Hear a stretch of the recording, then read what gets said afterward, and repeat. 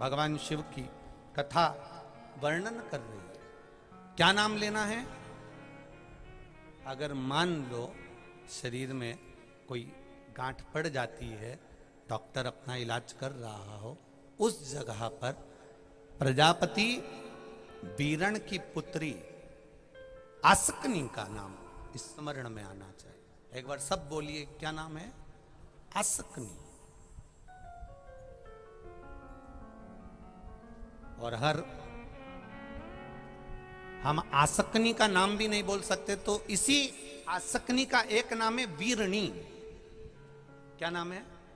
वीरणी। इसी का नाम आसकनी का ही एक नाम, क्योंकि प्रजापति वीरण की पुत्री है, तो इसलिए यह आसकनी का एक नाम है वीरणी।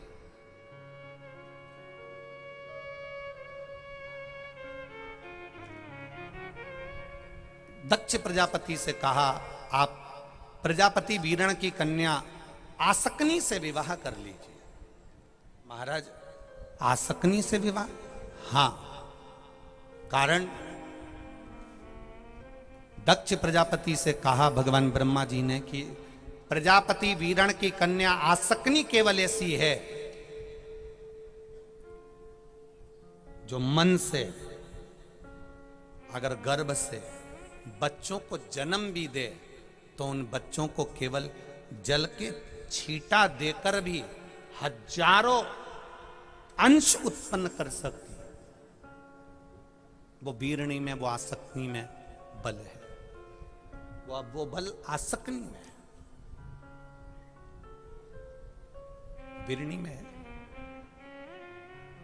और अच्छे से समझिएगा, जब नारी का 5वां 6ठा महीना हो, डॉक्टर कहे बच्चे की धड़कन नहीं है, कोई कह दे बच्चे की हृदय में छेद है, हम तो यहां तक कहेंगे जो बच्चा, जिस बच्चे को, कोई बच्चा ऐसा होता है जिसको बार बार ब्लड चढ़वाना होता है, बार बार उसका ब्लड चढ़ता है, या कोई ने कह दिया इसका ऑपरेशन होगा हार्ट का, इसमें छेद है, डॉक्टर का तुम इलाज करवाते रहो, डॉक्टर को चेक करवाते रहो, क्योंकि डॉक्टर को चेक करवाते रहोगे तभी तो तुम्हें मालूम पड़ेगा कि देवादिदेव महादेव ने कृपा करी कि नहीं करी। और अगर डॉक्टर के यहां जाना छोड़ दोगे तो बताएगा कौन तुमको? इसलिए डॉक्टर के यहां जरूर जाओ, डॉक्टर से चेक भी करवाओ, डॉक्टर का इलाज भी करो, डॉक्टर की दवाई भी खाओ, और साथ में देवादिदेव महादेव का स्मरण भी करिए। एक पत्र और है,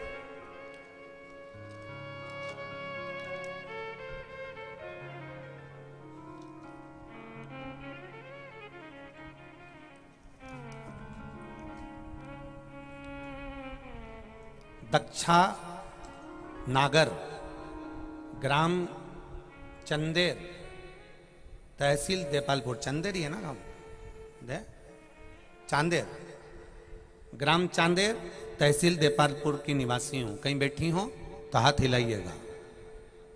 दक्षा नागर, कहीं बैठी हो तो हाथ हिलाइएगा। दक्षा नागर, दोनों हाथ ऐसे हिला दीजिएगा अगर कहीं बैठी हो। दक्षा नागर इधर है क्या? अच्छा, दिख रहे हो, ठीक है, ऐसा हिला दीजिए एक बार दक्षा जी। मैं दक्षा नागर, चांदेर तहसील देपालपुर के निवासी हूं। गुरुदेव बाबा को बहुत बहुत धन्यवाद देने के लिए आई हूं। ये मेरी दूसरे नंबर की शिव महापुराण की कथा चल रही है। पहले मैंने बाबा की कृपा से कथा को श्रवण करा। कैलाश पटेल जी को मैं धन्यवाद देती हूं कि आपने देपालपुर वासियों के लिए ये दूसरी बार शिव पुराण की कथा रखी। आपको बहुत बहुत साधुवाद है। कोटि कोटि नमन कर कर।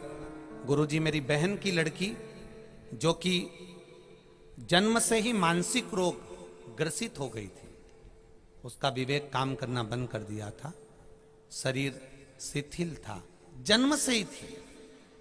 खूब इलाज करवाया पर कोई आराम नहीं पड़ा। फिर आपने पशुपति व्रत के बारे में बताया, और व्रत में आपने जैसा जैसा वर्णन किया वैसा वैसा पशुपति व्रत करना प्रारंभ करा। और एक बार आपने तांबे का कलश और दीप का जो उपाय बताया था वो मैंने अपनी बहन की लड़की से करवाया। आज की स्थिति में जिसको मानसिक बीमारी थी जो कि पूर्ण तरह से लोग उसको देखकर हंसते थे, पागल कहते थे, अब वो पूर्ण तरह से ठीक हो चुकी है। इसलिए मैं यहां पर प्रणाम करने के लिए आई हूं। शिव तत्व की प्राप्ति अर्थात, बैठिए बहन बैठिए, श्री शिवाय नमस्तुभ्यम, बैठ जाइए।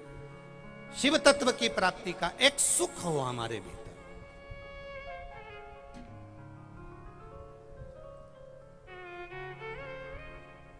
ये जितनी भी माताएं कथा सुन रही हैं, जितनी फेसबुक यूट्यूब पर, जितने भी टीवी पर कथा सुन रही हैं, आपसे निवेदन है इस कथा को बड़े ध्यान लगाकर सुनना, इसके संवादों का स्मरण करिएगा।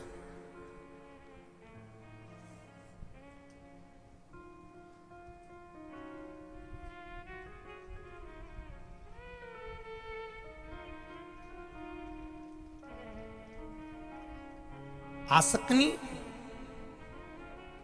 का स्मरण, अगर गांठ भी गर्भाशय में है और डॉक्टर बोल रहा है कि ऑपरेशन है, कराना है, डॉक्टर साहब से कहना साहब जल्दी तो नहीं है ना, 15 दिन का समय तो मिल सकता है या 10 दिन का समय तो मिल सकता है इसका ऑपरेशन कराने के लिए। फिर आसक्ति का नाम लेकर शिव जी की शिवलिंग पर जब हम बेलपत्र समर्पित करें तो ये डंडी का मुख जब हम शिव जी को चढ़ाते हैं तो इस डंडी का मुख हमेशा हम उधर रखते हैं। अब की बार आसक्ति का नाम लेकर जब हम शंकर भगवान को बेलपत्र समर्पित करेंगे तो ये डंडी का मुख शिवलिंग पर अपनी ओर रखेंगे और उसी बेलपत्र को चढ़ाकर जल समर्पित कर कर, आचमन कर कर, उसी बेलपत्र को लाकर घर के द्वार को पूरा खोलकर घर के अंदर प्रवेश कर कर घर के बाहर स्मरण को, शिव को याद करते हुए उस बेलपत्र को चबा चबा कर खाना प्रारंभ करिए। 10 दिन मांगिए आप कि 10 दिन के बाद मैं ऑपरेशन कराऊंगी, मना नहीं, पर एक बार मैं मेरे महादेव का नाम का स्मरण करना चाहती हूं, एक बार शिव तत्व को जान। क्या नाम है? जम के बोलो, नाम बोलो फिर से। आसक्ति। इस नाम की मूलता का स्मरण करिए। वीरणी आसक्ति।